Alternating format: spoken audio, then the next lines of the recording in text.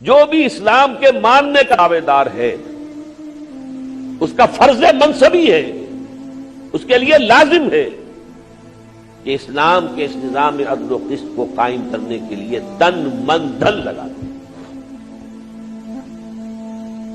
اسی صورت میں اس کی عبادات قبول ہوں گی، ورنہ نہیں۔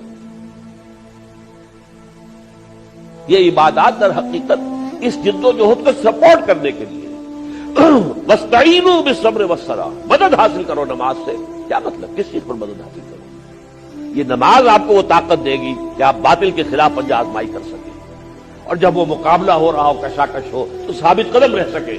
یہ نماز جو ہے وہ آپ کو طاقت فراہم کرے گی، قوت فراہم کرے گی۔ ورنہ نماز ریچول بن کر رہ جائے، رسم رہ گئی رسم اذاں، روح بلالی نہ رہی، فلسفہ رہ گیا، تلقین غزالی۔